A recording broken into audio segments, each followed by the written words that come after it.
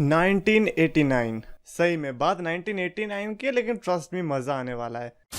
तो गैस जो मैं चैंपियंस ऑफ द वर्ल्ड में हूँ 3DX चेतन, आज मैं राइवलरी की वीडियो लेकर आया हूँ, but this time two of the most interesting man in all of sports entertainment, Rick Flair and Ricky the dragon steamboat. Now in case you don't know, 1989 के दौरान इनके बीच एक ऐसी मैच की ट्रायोलॉजी हुई थी जो कि काफी फेमस है एंड जिसको आज की जनरेशन की Kazuchika Okada versus Kenny Omega rivalry मानी जाती है। बात करेंगे कि कैसे उसमें थी परफेक्ट स्टोरी टेलिंग और कैसे था वो true example of a good guy and a bad guy. Now let's start with the beginning कि आखिर ये शुरुआत हुई कैसे थी। नाउ 1970s का ऐसा टाइम था जो कि NWA लाइक अपनी चरम सीमा पर था। One of the reason Ric Flair भी कंपनी के ऐसे करिज्मेटिक विलेन बन चुके थे जिसको कंपनी से हटाना बहुत मुश्किल हो चुका था। Even though he was villain, even though he was bad guy, लोग रिक फ्लेयर को देखने आ रहे थे। उनके पास चैंपियनशिप्स थी। He was already A hall of famer in 1970 and at that time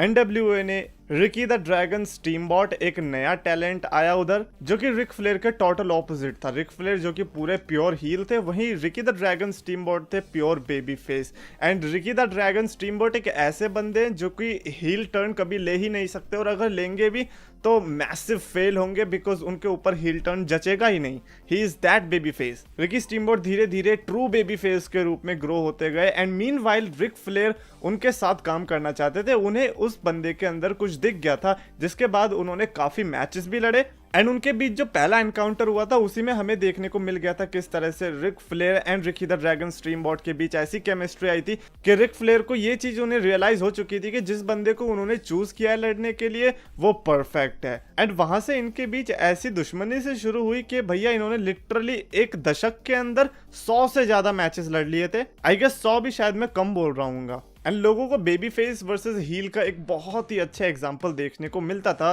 story line का टर्न तो तब आया जब एक्चुअली में टेंशन राइज हुई बिकॉज दोनों सुपरस्टार्स के बीच काफी अच्छे मैचेस चल रहे थे, लेकिन एक टाइम के दौरान रिक फ्लेयर ने रिकी द ड्रैगन स्टीमबॉट को काफी पर्सनली अटैक किया एंड नीचे सीमेंट फ्लोर पर रिकी द ड्रैगन स्टीमबॉट का सिर घसड़ दिया। एंड उसके बाद से पूरा मोमेंटम शिफ्ट हो गया क्योंकि उसके बाद से दोनों सुपरस्टार सिंगल हैंडेडली अरीनास को सेल आउट कर रहे थे। अगर कोई और भी मैच नहीं होता कार्ड में तो भी लोग देखने आ रहे थे इन दोनों सुपरस्टार्स को क्योंकि इतना पर्सनल बन चुका था। एवरीबॉडी वांटेड कि Ricky the Dragon Steamboat match जीते because he is the guy. And इन दोनों के बीच इतने मैचेस हुए लेकिन फिर भी Ricky the Dragon Steamboat world championship नहीं जीत पाए। कंपनी का बिगेस्ट प्राइज रिक फ्लेयर के पास ही रहा। एंड 1985 में ये डिसाइड हुआ कि Ricky the Dragon Steamboat Crockett promotions छोड़ रहे हैं एंड WWE में जाने वाले हैं। जिसके बाद हमने देखा था किस तरह से WWE के अंदर भी उन्होंने अपने काफी ग्रेट मैचेस दिए, जिसमें मेरा फेवरेट आया रेसलमेनिया 3 से Randy Savage versus Ricky Steamboat intercontinental championship match. Ricky the Dragon Steamboat ने वहां पर इंटरकॉन्टिनेंटल चैंपियनशिप जीती एंड लोगों को वहां पर सिर्फ एक करिज्मेटिक मैच ही नहीं बल्कि एथलेटिक मैच भी देखने को मिला था जो कि उस टाइम पर काफी कम देखने को मिला करता था। नाउ 1988 के दौरान टेड टर्नर ने क्रॉकेट प्रमोशंस खरीद लिया था एंड वहां पर WCW नाम का प्रमोशन लॉन्च किया था एंड उसकी रेटिंग्स को बूस्ट करने के लिए कुछ तो चाहिए था। वो स्पार्क कहां से लाए? They had Ric Flair, but Ric Flair के ऑपोजिट कौन हो सकता था? सो एक टैग मैच के दौरान एक मिस्ट्री अपोनेंट के तौर पर रिकी द ड्रैगन स्टीमबॉट को जैसे लाया गया वो इतना नेचुरल था कि वो इतना शॉकर लगा लोगों को कि लोग लिटरली इमोशनल हो चुके थे। आई मीन क्यों नहीं, लॉन्ग टर्म राइवल जो रह चुके हैं रिक फ्लेयर के। एंड उस मैच के दौरान रिकी द ड्रैगन स्टीमबॉट ने रिक फ्लेयर को पिन किया। हालांकि चैंपियनशिप के लिए नहीं था, लेकिन जब आप वर्ल्ड चैंपियन को पिन कर देते तो आप नंबर 1 कंटेंडरशिप की दावेदारी में आ जाते हो। एंड वहीं से शुरू हुआ ये खेल। Ric Flair versus Ricky the Dragon Steamboat हो चुका था set for the world heavyweight championship and वो ऑलरेडी अभी एक भी मैच नहीं हुआ था उस ट्रायोलॉजी का, लेकिन फिर भी बिगेस्ट स्टोरी टेलिंग राइवलरी बन चुकी थी क्योंकि वो रेटिंग्स ड्रॉ कर रहा था, मनी ड्रॉ कर रहा था। It was just gold. And ये राइवलरी इमोशनल भी काफी थी रिकी स्टीमबॉट के लिए क्योंकि एक तो वो सेमी रिटायर हो चुके थे। 1985 में वो क्रॉकेट प्रमोशन छोड़कर चले गए थे एंड रिटायर हो चुके थे, लेकिन वो यहाँ पर जो आए उनका सिर्फ एक ही मकसद था, वो था वर्ल्ड हैवीवेट चैंपियनशिप कैप्चर करना। उनका ड्रीम प्रोजेक्ट था ये।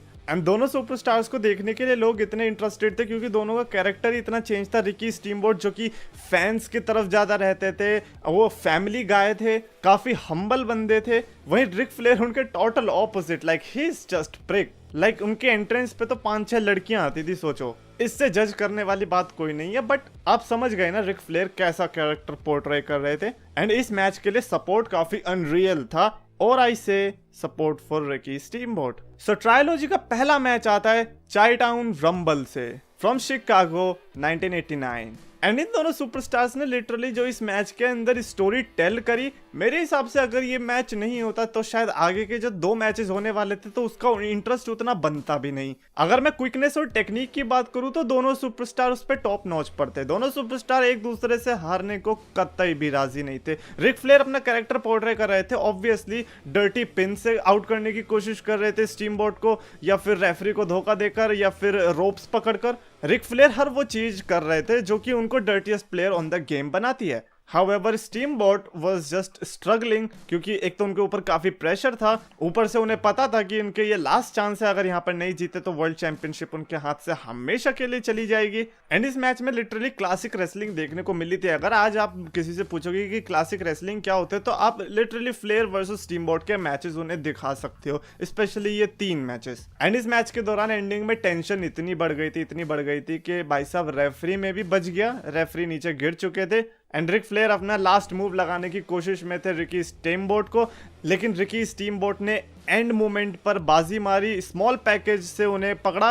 एंड जो रेफरी बेहोश हो गए थे वो बेहोश ही रहे थे, तो लेकिन जो नीचे रेफरी थे थियोडोर लॉन्ग, हाँ टेडी लॉन्ग, वो रेफरी हुआ करते थे पहले, वो अंदर आकर 1 2 3 करते हैं एंड रिकी स्टीमबोट बन जाते हैं न्यू NWA वर्ल्ड चैंपियन। उनकी पहली world championship and a new champion. काफी इमोशनल मोमेंट था, बिकॉज सोचो अगर आप ऑलरेडी रिटायरमेंट ले लो एंड उसके बाद ऑल ऑफ अ सडन आपके पास वर्ल्ड चैंपियनशिप आए तो मायने रखती है। सो गुड गाय के पास चैंपियनशिप आ चुकी थी एंड बैड गाय के पास इतनी बार चैंपियनशिप्स थी कि वो यहाँ पर चैंपियनशिप हार गए तो वो रीमैच अपने आप डिमांड कर सकते थे। एंड इस बार जो रीमैच हुआ था क्लैश ऑफ द चैंपियन 6 में, वो कोई नॉर्मल मैच नहीं था, वो था 2 out of 3 falls 60 minute time limit. मतलब ऐसा भी हो सकता था कि अगर दोनों सुपरस्टार्स ने एक एक फॉल ले लिया है और 60 मिनट पूरे हो चुके हैं तो मैच ड्रॉ हो जाएगा एंड स्टीमबोट के पास ही टाइटल रहेगी। Anyways when it comes to the match, इस मैच में भी लिटरली उन्होंने एक्सपेक्टेशंस को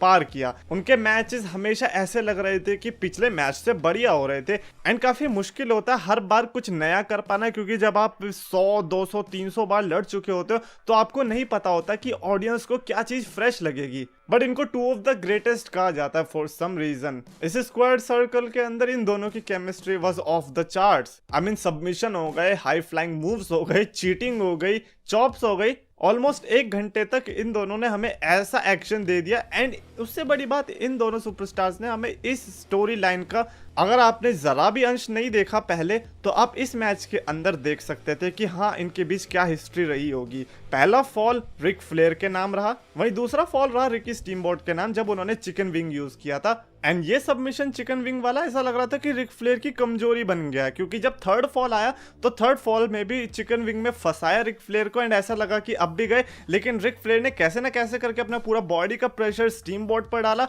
एंड उन्हीं को पिन कर दिया। एक तरह से रिक फ्लेयर को लगा कि वो पिन कर रहे हैं, but at the end steamboat actually में फ्लेयर को पिन कर रहे थे। बट कंट्रोवर्सी तो ये नहीं रखी, कंट्रोवर्सी तो तब आई जब रेफरी ने 1 2 3 पिन कर दिया, स्टीमबोट को डिक्लेयर विन कर दिया। लेकिन पता क्या चला कि फ्लेयर का पैर तो एक्चुअली में रोप्स के नीचे ही थे, वो काउंट शुरू होनी ही नहीं चाहिए थी एट द फर्स्ट प्लेस, जिसके चलते बाद में प्रोमोज में स्टीमबोट ने भी बताया था कि इसमें मैं कुछ नहीं कर सकता, तुम्हें अथॉरिटीज से बात करनी चाहिए। तो ऑब्वियसली इतना तो तय था कि इनके बीच एक और रीमैच देखने को मिलेगा एंड इस बार शायद ऐसी कोई डिस्ट्रैक्शंस ना हो। तो जब इनका तीसरा मैच आया from wrestle war, this was the climax. इस मैच में कोई भी जीतेगा end of the rivalry and the final world champion. In fact इस मैच का रिजल्ट आए ही, वो भी क्लियर आए, उसके लिए उन्होंने 3 फॉर्मर वर्ल्ड चैंपियंस को भी एज जज बिठाया था रिंग साइड पर, और वो 3 फॉर्मर वर्ल्ड चैंपियंस थे टेरी फंक, PAT O'Connor and love test. मतलब इट्स अ रियल डील अगर आप लव थेस्ट को इनवाइट कर रहे हो। एंड इनफैक्ट ये 3 जज इसीलिए भी थे कि अगर इन केस 1 घंटा लड़ लेते हैं और मैच का रिजल्ट नहीं आता तो जजेस डिसाइड करेंगे कि एक्चुअली में विनर कौन रहा on the basis of the performance. So यहाँ पर रिक फ्लेयर की चीटिंग करनी काफी भारी पड़ सकती थी। बट ये ऑलमोस्ट आधे घंटे का इंस्टेंट क्लासिक देने के बाद दोनों ने ऐसी अच्छी एथलेटिसिज्म दिखाई, इतना अच्छा एंटरटेन किया फैंस को, एंड फ्यूड को बहुत अच्छे से एंड किया जब रिक फ्लेयर ने फाइनली रिकी स्टीमबोट को हराकर वर्ल्ड चैंपियनशिप दोबारा से अपने पास रख ली। कई लोग कहेंगे कि रिकी स्टीमबोट उस टाइम पर थोड़े ठीक नहीं थे, but we all know Ric Flair कैसे सिचुएशंस के एडवांटेज लेते हैं एंड रिकी स्टीमबोट को वही चीज पर ध्यान रखना चाहिए था। But overall a fantastic feud, good guy versus bad guy. I know bad guy जीता, लेकिन ये राइवलरी लिटरली आज भी याद रख रहे। इमेजिन 2020 में मैं वीडियो बना रहा हूँ 1980s की, और रही बात मेरी, तो मैंने ये जो राइवलरी देखी थी मैंने 2015 में देखी थी आई गेस, या 2016 में, क्योंकि WWE सुपर कार्ड जो मैं खेलता था उसमें जो चैट होती थी उसमें कई बंदे इसके बारे में बात कर रहे थे, तो तब मैंने उसके बारे में सर्च किया एंड फिर देखा तो भाई पता चला yes it is a good match और राइवलरी। एनीवेज आई नो कि लोग इसको ओकाडा वर्सेस ओमेगा के साथ कंपेयर करते हैं, but for me I think Rick Flair and steamboat एक अलग ही जगह रख रहे हैं मेरे दिल में। एंड अभी मैं recently Dusty Rhodes and Ric Flair की राइवलरी भी फॉलो कर रहा हूँ। आई नो कि उसकी वीडियो भी कभी आएगी, बट वो भी अलग ही लेवल पे है। So Ric Flair is a legend for some reason, वो पता चलता है। Anyways that's it for this video. अगर आपने इस राइवलरी के मैचेस नहीं देखे तो मैं रिकमेंड करूंगा जरूर देखना। अगर आपको वीडियो पसंद आए तो प्लीज लाइक करो, शेयर करो, चैनल को सब्सक्राइब करो।